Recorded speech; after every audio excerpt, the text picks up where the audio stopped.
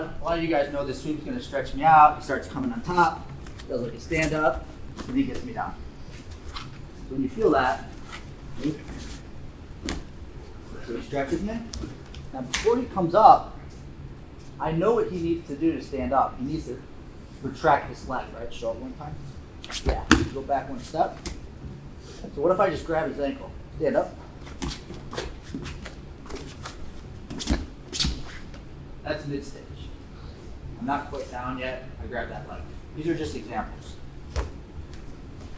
What is late stage? Let's say he does a butterfly hook sweep. Takes me over. I'm able to get my elbow free. I just kind of fight out. That's late stage. Even later. Takes me over. If somebody starts taking my back, I get into a quad pod. Here, stay on there. Maybe then I start coming here. So that's like very late stage. You're risking your back. There's trade-offs, but if I quad pod out, he's behind me. He doesn't get any sweep points for this. If I'm here, IBJJF, he gets sweep points. You can't turtle out in IBJJF of a sweep. You can't quad pod out. So I don't have any knees on the mat. If I have one knee, he gets a sweep. 0 knees, no sweep. There's tons of different sweeps you can do. I'm just showing you guys a couple examples. Depending on the sweep they use, it's going to vary like what is early stage, what's mid stage, what's late stage. So just to get some reps here, let's practice early stage butterfly hook sweep defense, just to give you guys an example here. So when you guys do this, first let the person sweep you a couple times, just sort of feel it. So just, I don't give them any resistance on both knees. I let them take me over. Maybe I let them do that like 2 or 3 times. And then after that, I start adding some defenses here. So maybe even like opening his hand out. So he starts going for it. Able to post his hand out. Maybe now he takes it away. Post his foot out and this hand. So that could be a way I do it. Maybe before he even starts, I just practice this. Try to sweep me through this. Really difficult.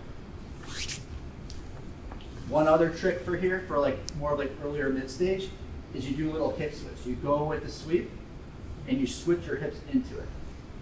So if you start sweeping me, and you guys see how like my left hip came down to the mat here? I actually smashed his butterfly hook here and I'm in a really good position to start passing. So show it flip it over. You go, hip switch. Okay. Watch your leg a little bit here, maybe get it inside. Some like lock entries there. But I've got his hips caved. Now I'm going to cross face, start passing. So, what are the options again? We've got the leg post. I've got maybe posting even this hand. I've got posting this hand and my leg. I've got my hip switch. Those are all different things you guys can do here. You don't even have to do those. I want you to just practice defending that sweep like in the early to mid stages before you get knocked all the way to your hip. Okay? Any questions on this? Just to quickly review for the person playing guard, because they got to give you the look. So if I'm playing guard here, I can do this from an underhook or an overhook, up to you. I've got to get control of the arm. I'm sweeping them towards my right, so I've got to control the arm on my right side. Usually above the elbow. Lock it down. Fall to your side, not your back. Drive off your toes of your bottom foot. Here. That's what we're looking for.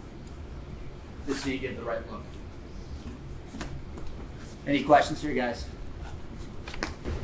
Another question over here or something? Yep. I was going to ask if you have any tricks for getting the arm free, because it's pretty easy to pin. Yeah.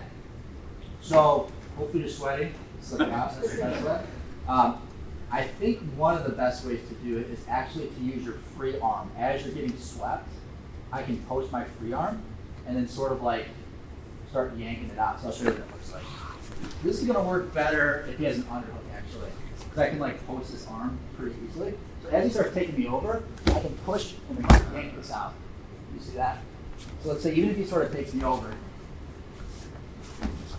he takes me over, now it's 3.